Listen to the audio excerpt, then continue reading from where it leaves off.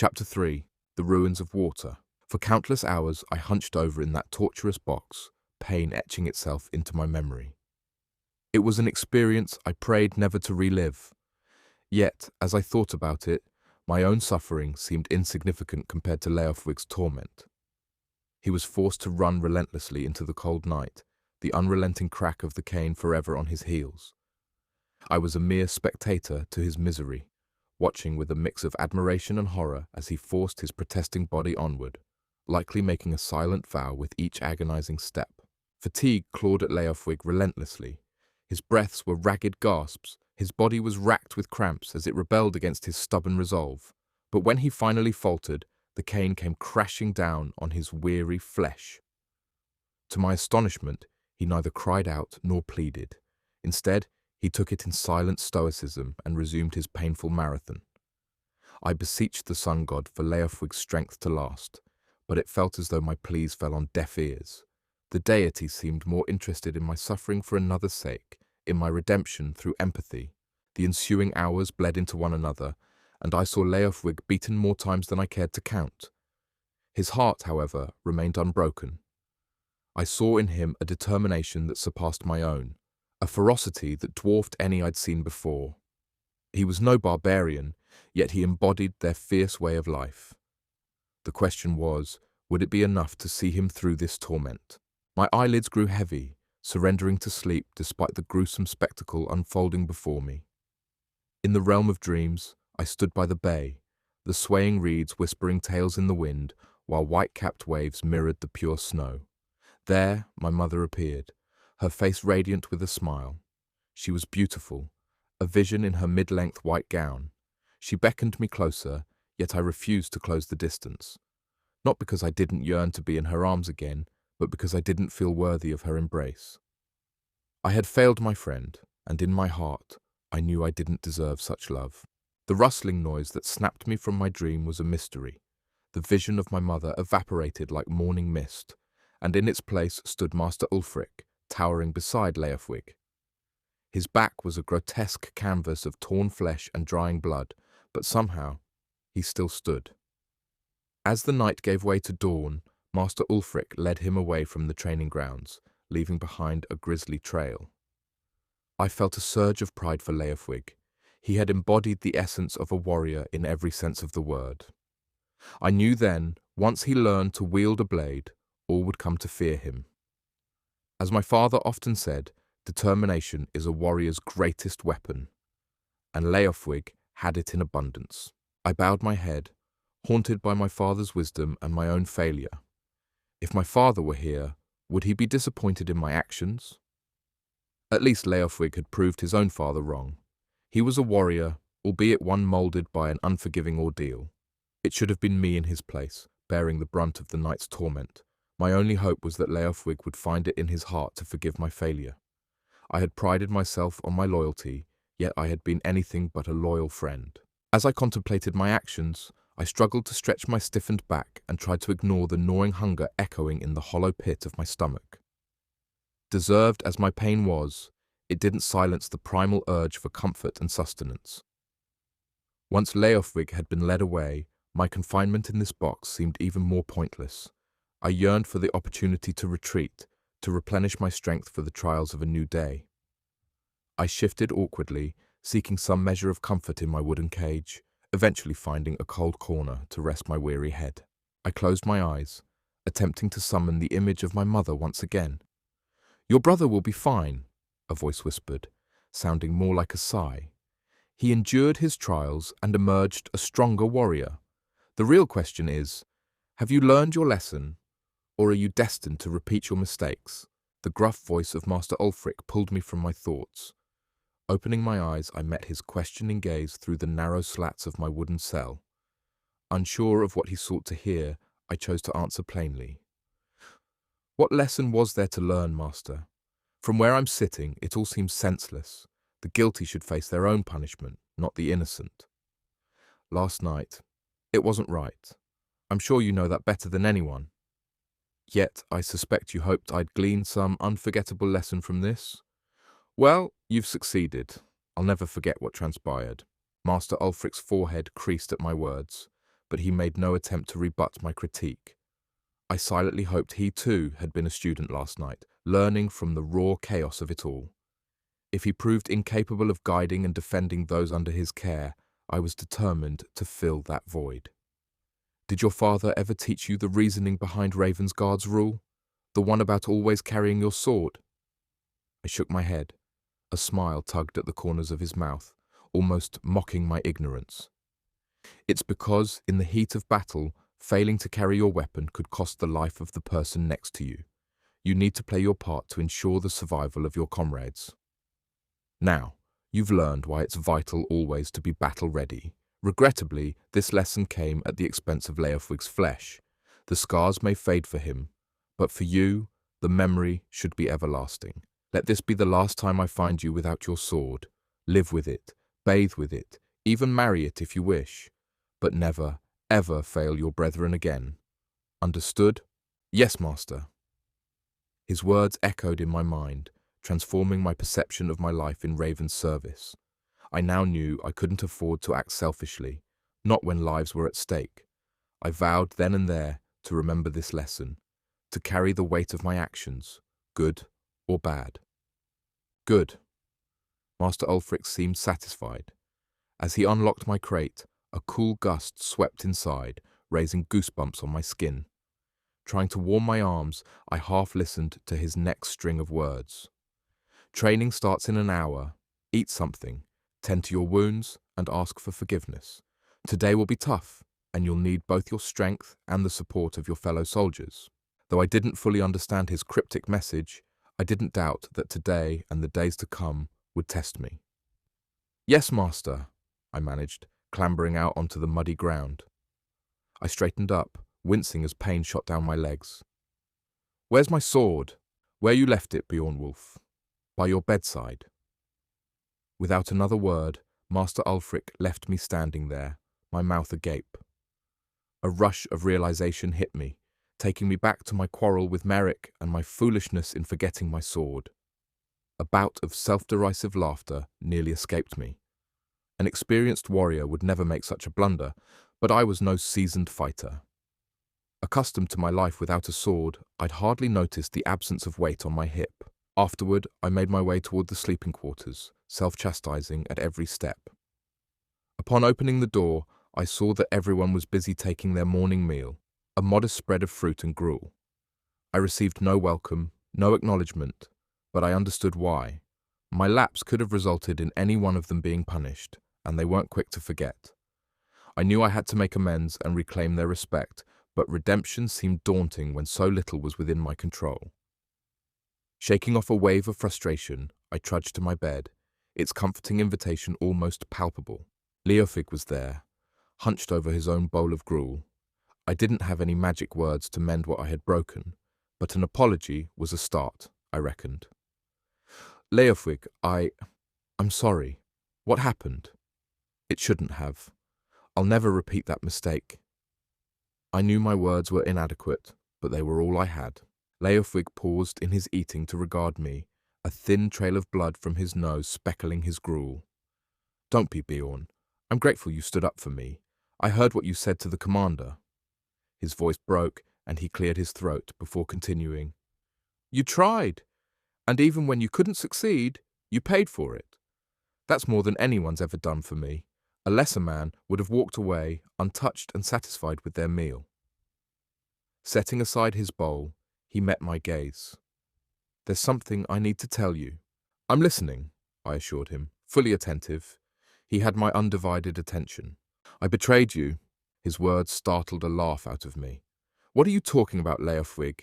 You did nothing wrong. He shook his head, a clear disagreement. I knew you didn't have your sword. I saw your empty sheath when we were talking to Ava on the training grounds. I didn't say anything. His gaze dropped to the floor, shame coloring his features. My bewilderment at his confession was tinged with a sting of betrayal. Why would you do that? I knew there had to be an example today, a scapegoat. I didn't want it to be me. Better you than me, I thought. It was a foolish thought, and I'm sorry.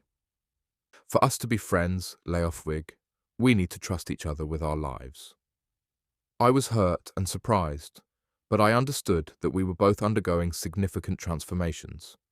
We were learning to confront and move past the scars of our past, a process that required time. Some could achieve this swiftly, but for people like me, it was a years-long journey to find that place of forgiveness and trust in one's heart. Clearly, Leofwig grappled with trust issues. I didn't know his story, but it wouldn't surprise me if it mirrored mine. The son of a harsh, unyielding father, hardened by countless battles. I extended my hand to him. If you consider me a friend, take my hand. All is forgiven. We'll strive to be better, to trust each other as brothers should. Leofwig stood, brushing my hand aside, and pulled me into an embrace. I was taken aback, but didn't resist. You're my brother. Thank you for not turning your back on me. You have my trust from today. I swear. I smiled at Leofwig, feeling the first threads of a fraternal bond weaving between us. I trust you too. Today marks a new beginning. The past is buried deep, locked away with our demons until we're strong enough to face them. We have another chance today to prove ourselves, to demonstrate our true strength.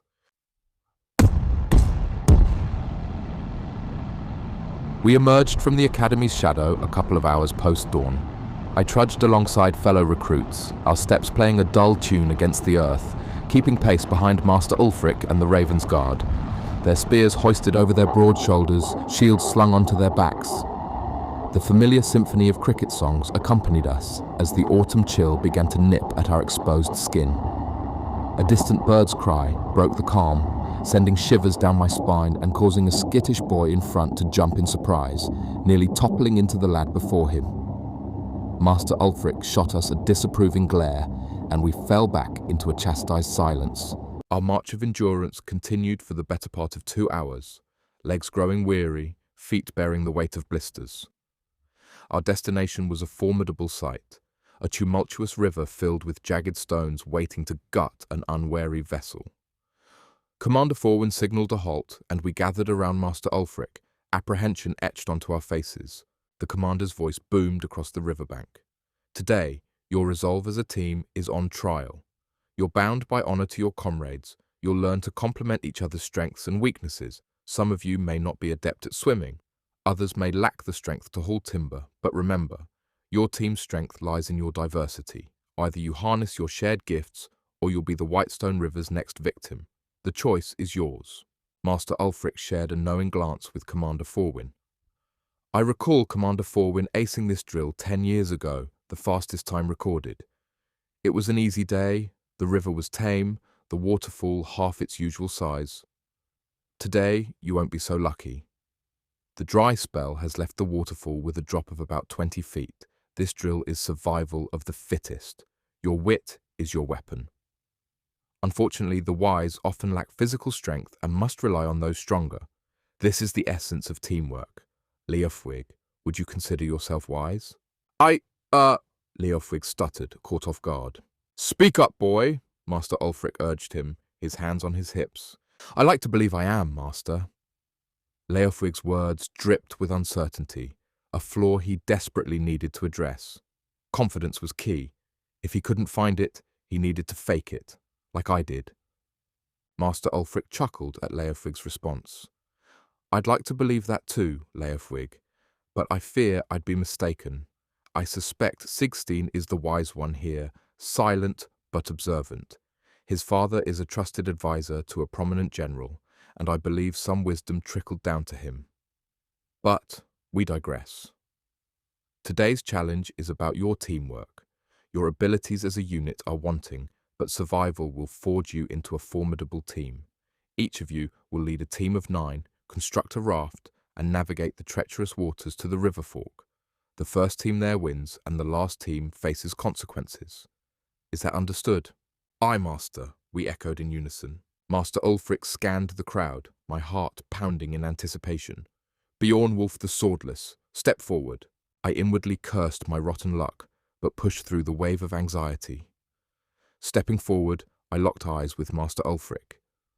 Aye, Master. I'm ready, I managed to whisper. Master Ulfric's stern gaze softened a touch. Was he rooting for me, trying to scrub the taste of yesterday's defeat from my mouth? Follow Commander Forwin. You start building your raft only after your team assembles and the bloodhorn signals, Master Ulfric ordered, gesturing toward the commander. I followed him to the river's edge, where axes and ropes awaited us. He gave me a firm nod. Wait for the bloodhorn. Your comrades will join you shortly. Remember, protecting your resources is crucial. You're allowed to fight for them. With that, he turned and left. His kind words stirred something within me, a small ember of hope. One by one, my team members trickled in. Domneva, better known as Dom, Leofwig, Eva, Meerek, Balwin, Sigstein, Bedrick, Lilwyn, and finally, Tursten. I looked at them, their faces full of hope and dread. This was our chance. I knew it. As they gathered around, I walked to the front of the group as their beady little eyes stared at me, awaiting my orders. I knew I needed to understand their strengths and weakness quickly, or we would lose this challenge before it ever began. And I was in no mood for failure. Besides, I needed to redeem myself, and Master Ulfric graciously gave me this opportunity that I would not squander. So I prepared my words as best as possible, hoping to capture their attention and trust. I know some of you do not know me, and others think I am weak of the mind or maybe heart, but we need to put aside our differences today so that we may accomplish our task ahead. The old pig humper. You are right, I do not trust you or your feebled mind. I suspect that we all will be running across the track tonight, not just poor old fat Leofwig. Merrick spat on the ground and stared at me. He was trying to bait me into an altercation, but I was not going to bow down to his demand. Shut up, Merrick, and let the man talk, Eva said as she stared at him. Unless you want to get beaten up by a girl. Merrick and Eva started to argue, and I was slowly becoming frustrated by their antics. Enough! That one word I said, with a deep tone behind the words, was enough to bring silence back into the air and regain their attention. I grew up on the bay and built many rafts. This raft will need to be strong and fast to carry us over the running rapids and stay together as we drop through the great waterfall. I know how to do that, and I will guide our hands. All of us will split wood and bind the pieces together, except for Merrick and Balwin. You two will stand guard. Commander Forwin mentioned that fighting and thieving are allowed for this drill, and we must protect our raft at all costs. If not, we will swim down the river and certainly lose this contest, and maybe even our lives. I stopped to contemplate my next words as I heard the sound of the bloodhorn. Let us get started. How should we defend against an attack? Balwin asked, as he taped the hilt of his sword with his finger. Use your fist, and if you have to, a rock or stick, but do not draw your sword unless another bears arms against you. Nobody needs to die today, but do what you must defend our raft, and do not hesitate to do what is required to stop those trying to take what is ours. I hoped Balwin would listen to my words, but I did not trust him because he was Merrick's friend.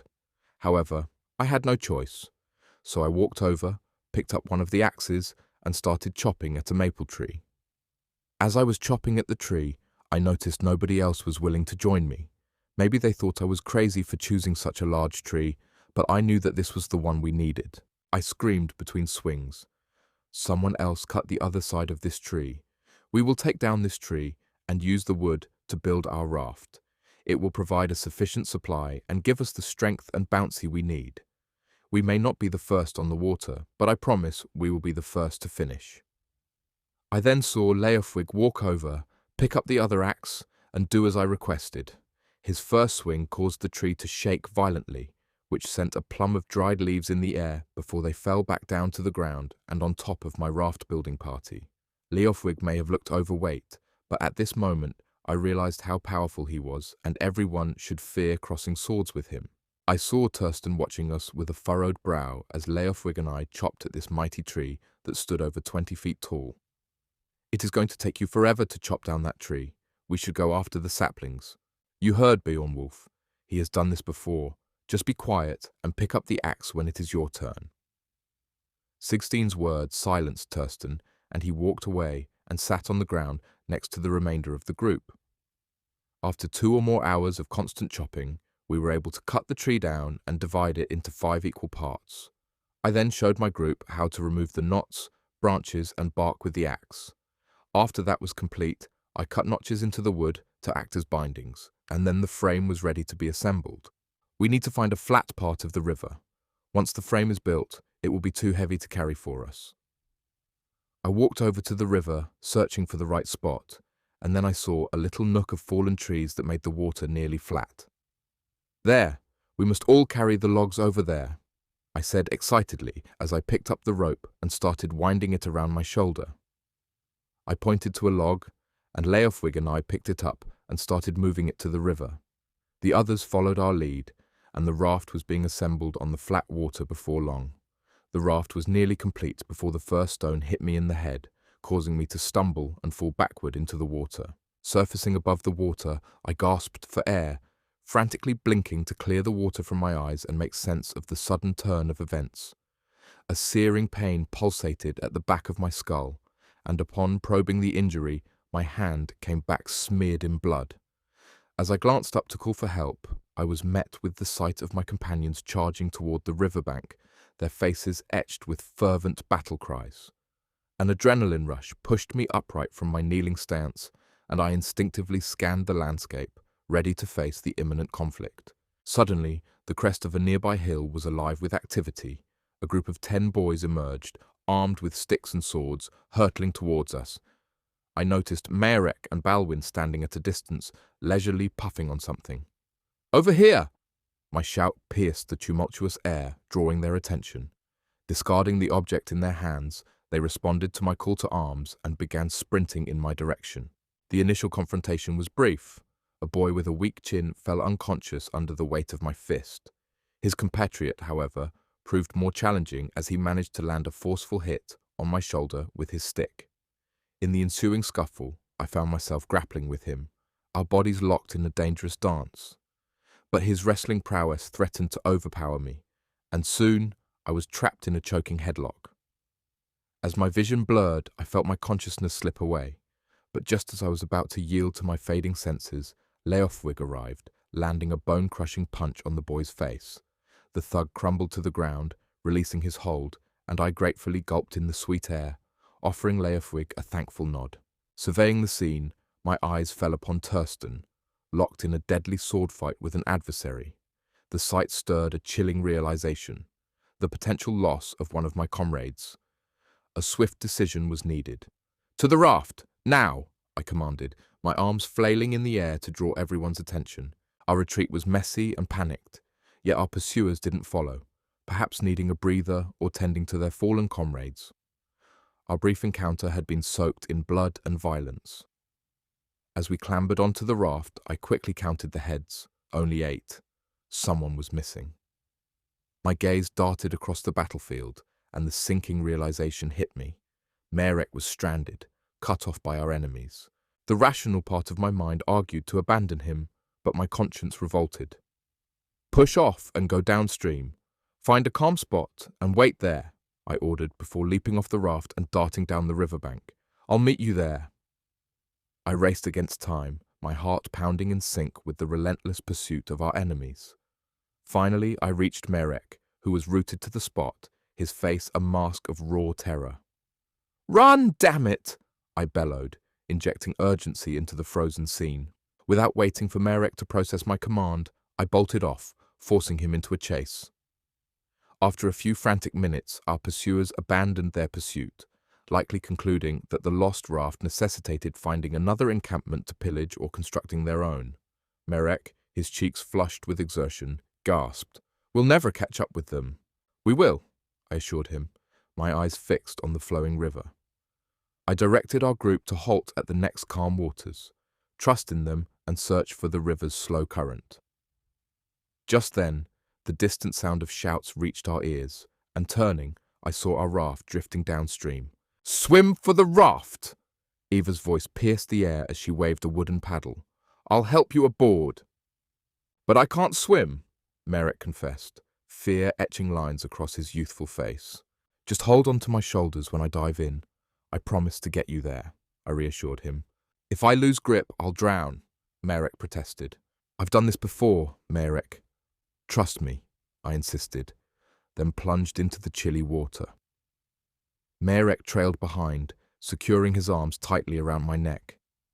As the riverbed fell away, deepening the water, I powered my way towards the raft. Eva extended the paddle towards us. My fingers brushed against it, but failed to grasp it. However, Marek, with a firm grip, managed to yank us alongside the raft. Releasing his grip around my neck, Marek murmured, "I'm sorry." With a swift movement, he lunged out of the water. Two boys on the raft seized his arms, pulling him aboard. In the chaos, Marek's boot caught my face, splitting my lip and forcing my head underwater. Treading water, I watched helplessly as the raft I had painstakingly built floated away, its occupants casting sorrowful glances back at me, their faces reflecting the knowledge of my impending fate. I shut my eyes, haunted by the memory of another raft I had once built being left behind. It seemed I was destined always to be left behind by a raft.